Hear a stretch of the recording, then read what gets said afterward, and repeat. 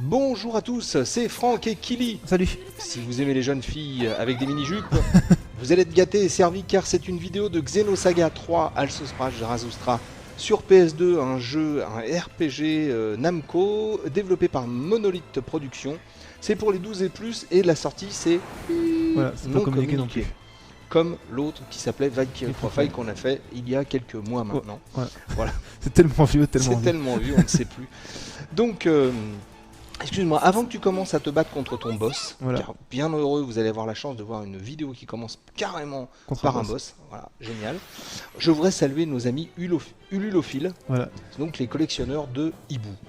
Donc les gens qui collectionnent les hiboux. Voilà, et les chouettes et les hiboux. Et comme dirait l'autre, une collection de chouettes, je trouve pas ça beau, mais une collection de sabots, je trouve ça chouette. Donc voilà. C'était joli ça. Mais attends, je suis un poète.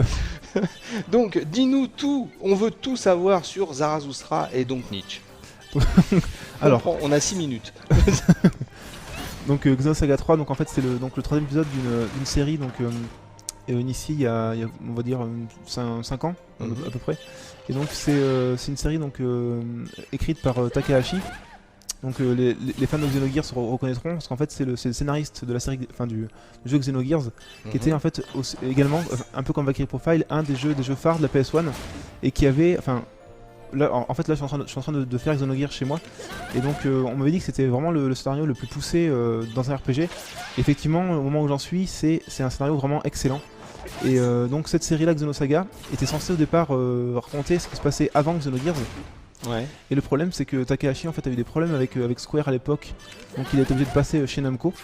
Et chez Namco en fait visiblement à cause d'un manque de fonds ils l'ont pas laissé finir toute sa saga. C'est un grand classique hein, dans les RPG, les mecs qui commencent des trucs et à chaque fois on leur dit non dehors, ouais, allez à la porte, on veut plus vous voir monsieur. C'est un peu le problème, ouais, et là lui il a vraiment eu ce problème là. Et donc du coup il a fait il a fondé en fait Monolith.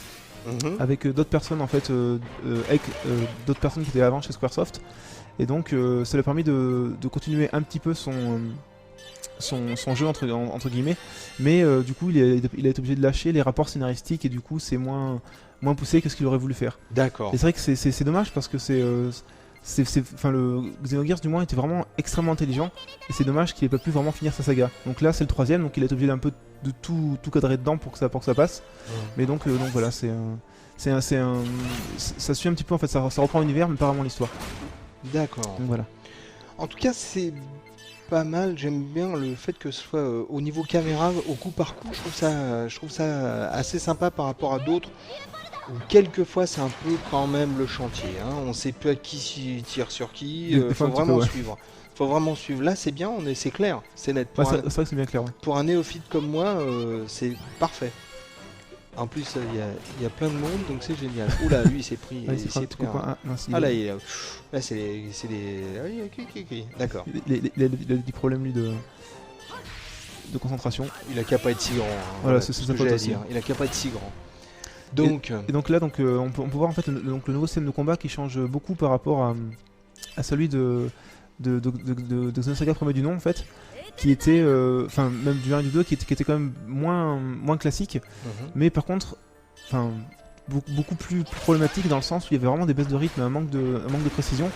Et là c'est vrai qu'on retrouve un fond old school, mais qui est quand même beaucoup plus intéressant et qui donne vraiment qui développe vraiment le système de combat de manière intelligente et qui empêche les problèmes de rythme. Parce que dans l'autre, le problème c'est qu'on pouvait avoir accès à une sorte de jauge de boost qui permettait de gagner un tour. Le problème c'est que c'était un petit peu aléatoire, alors que là on peut vraiment gérer de bout en bout l'arrivée de cette jauge là.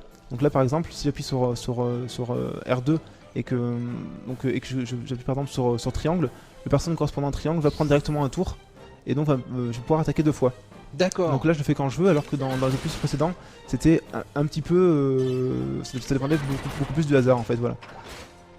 Ok, donc pas mal. Alors, à mon avis le grand là il en a plus pour longtemps. Le grand ouais, il a un petit peu des problèmes. Ah, j'ai l'impression qu'il va mieux là. Ah oui, oui, oui, en Ouais. effet. Et j'ai l'impression qu'il s'est remis de ses blessures, c'est Oui, c'est bien ça. hop, un pansement, de la pommade Voilà. et tout va bien. Mercurochrome, Ah, voilà, ça marche toujours. Parfait, nickel. Donc quand on peut voir les combats contre les boss, donc à l'image de beaucoup de RPG en fait sont relativement longs et assez difficiles. Mhm. Mais là en fait c'est bien équilibré parce que dans le 1 et le 2 le problème c'est que le jeu était en lui-même pas très compliqué. Et dès qu'on arrivait à un boss on avait énormément de problèmes.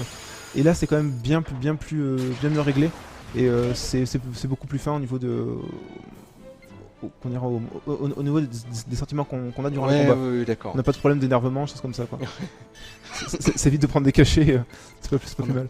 Des calmants pendant qu'on fait un RPG, c'est un peu dommage. Ouais, c'est un peu dommage. Est-ce que tu peux nous rappeler ce qu'ils avaient fait d'autre aussi? Parce que Monolith, moi ça me parle, mais sur d'autres choses, mais je me rappelle plus. Parce qu'en fait, Monolith, c'est deux boîtes homonymes, c'est-à-dire qu'il y a une boîte qui fait des FPS, Oui. donc comme D'accord. No One Lives Forever. Voilà, ok. Et donc Monolith, donc eux qui font justement, qui sont commencés sur Xenosaga et qui ont travaillé avec Tricrescendo sur Baten Kaitos. D'accord, mais les deux boîtes n'ont rien à voir. Non, vraiment rien à D'accord, voir. c'est moi qui dis encore une ânnerie, donc ça ne change pas, je suis content d'être revenu de vacances. Voilà, est-ce que tu veux rajouter autre chose, mon bon ami, mon bon Kili? Juste un tout petit topo sur la musique. Ah oui, bien sûr, C'est-à-dire qu'en de fait- Paco Rabanne. Toujours.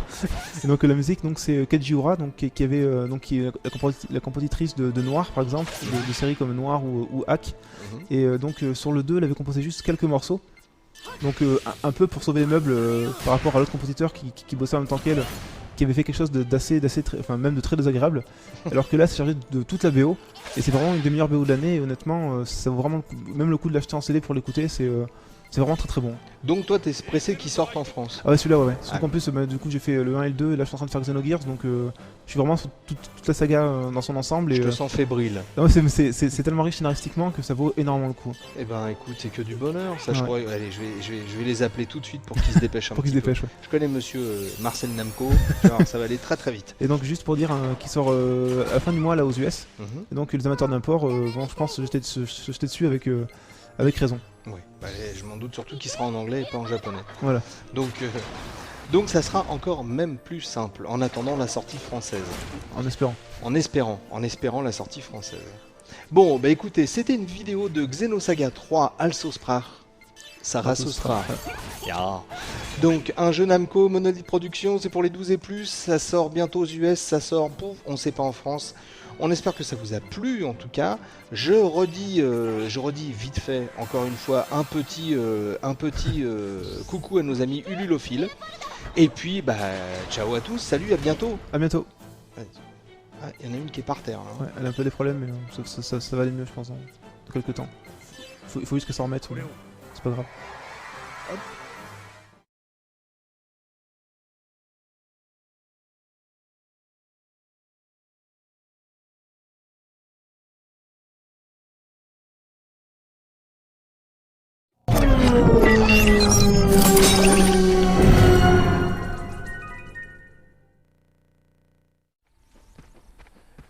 Bonjour à tous, c'est Franck et Kili. Salut. Ça va mon bon Kili? Ah bah ça va. En pleine forme? Ah ben là, à fond. La patate, tac tac, marsouin.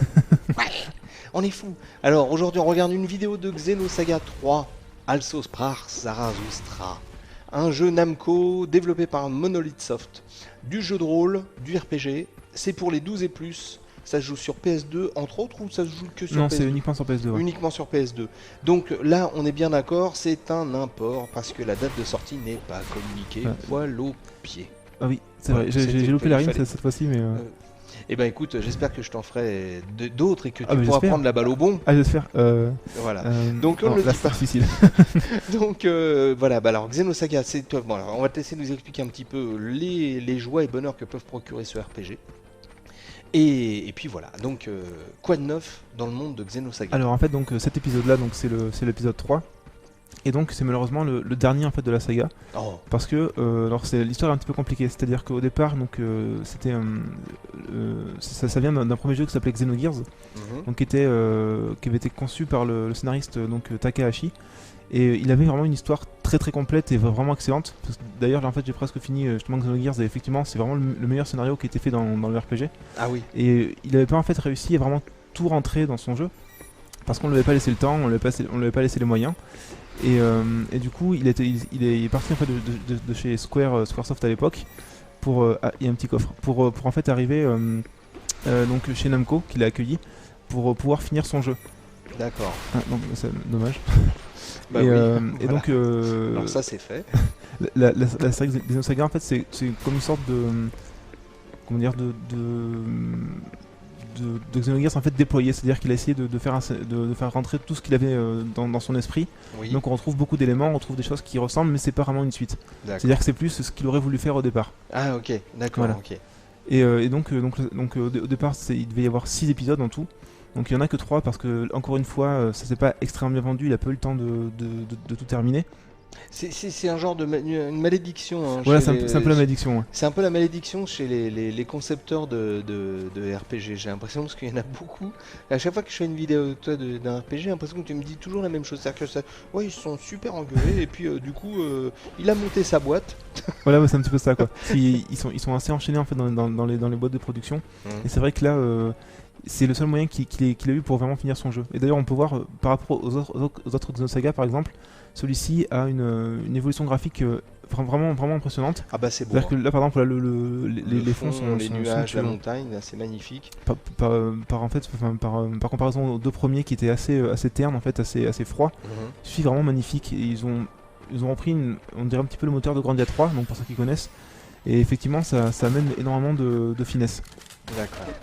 Alors là, carrément, tu te fais tirer dans le dos. Voilà. Ah, c'est pas bien, monsieur. C'est lâche, c'est vraiment très lâche. C'est pas bien, ça c'est petit. Tant qu'à faire, je vais me battre. Hein. Allez, vas-y. Autant y aller. Bah, carrément, en avant. Et donc voilà, donc c'est le dernier épisode de la saga, et donc ça va répondre à toutes les questions qui sont restées en suspens à la fin du 2. Et il y en avait vraiment un paquet, notamment pour ceux qui l'ont fait, la scène finale en fait du 2 qui laisse espérer énormément de choses dans le 3. Et donc au niveau où j'en suis, en fait, j'ai quand même pas mal de réponses.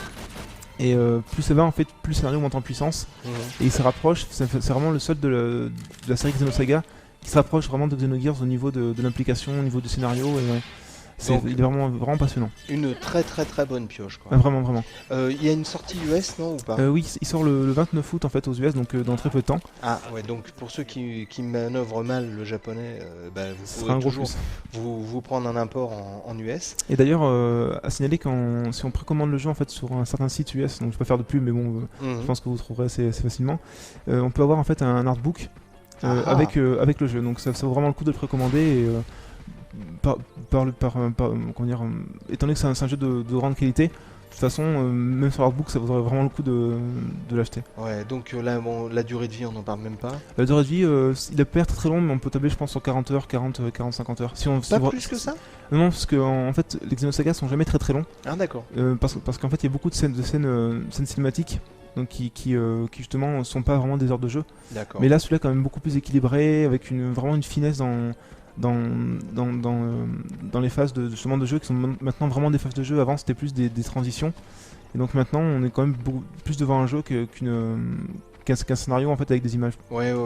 Alors bon, je sais que je saoule tout le monde avec ça, mais bon, la bande son, Ouais. Magnifique bande son. Magnifique bande son, donc, ça c'est clair. Pour ceux qui connaissent en fait, c'est Keiji Ura, donc qui a bossé sur pas mal d'animés japonais, dont Noir en fait qui est très connu, et Hack. Et donc là on retrouve vraiment son style caractéristique avec beaucoup de violon, des voix, vraiment un style magnifique. Et du violoncelle. Et du violoncelle, voilà. Et du violoncelle. Très belle utilisation du violoncelle. Ah, comme d'habitude. Ah là là. Alors, qu'est-ce que tu veux rajouter quelque chose? Est-ce que tu veux faire voir quelque chose? Là en fait c'était surtout pour montrer les décors, en fait, pour montrer vraiment la finesse des textures, le travail sur la lumière aussi qui est impressionnant, parce que là justement quand je suis descendu, on vous a peut-être vu en fait les rayons en fait lumineux qui passent à travers les arbres, qui sont vraiment de très bonne qualité. C'est en fait c'est moins, ça se rapproche moins de tableaux comme dans Valkyrie Profile, mais c'est très réaliste en fait, voilà. C'est réaliste, on prend plaisir à se balader dans les environnements, et c'est vraiment une bonne expérience. C'est super joli. En plus, tu peux peut-être même en profiter pour t'arrêter et faire les champignons. Voilà. C'est vrai que là, il y en a pas énormément, mais ça doit être gérable. D'ailleurs, à ce propos, est-ce que tu es d'accord pour saluer avec moi nos amis culinophagophile? Ah oui, parce qu'il le mérite. Voilà, il le mérite. Bah voilà, je pense qu'on vous a dit beaucoup de choses sur Xenosaga 3. Je vais te laisser le soin de nous dire le reste du titre, qui est donc... Also Sprach Zarathustra. Exactement. Qui fait référence à Zarathustra de Nietzsche. De Nietzsche, exactement. Donc c'est un jeu Namco, c'est un jeu développé par Monolith Soft. Avant d'y jouer, il faut avoir lu tout Nietzsche. C'est pas obligatoire, mais ça peut aider vraiment. Mais surtout, il faut l'avoir compris. Ouais, déjà, voilà. Parce que le lire, c'est quelque chose, le comprendre, c'est autre chose. Voilà. En attendant, on vous dit salut les petits vélos, merci beaucoup d'avoir regardé cette vidéo. Ciao, salut à tous, prenez soin de vous. Salut. Oh, baston. Dis donc, elle a un arc puissant. Ah oui.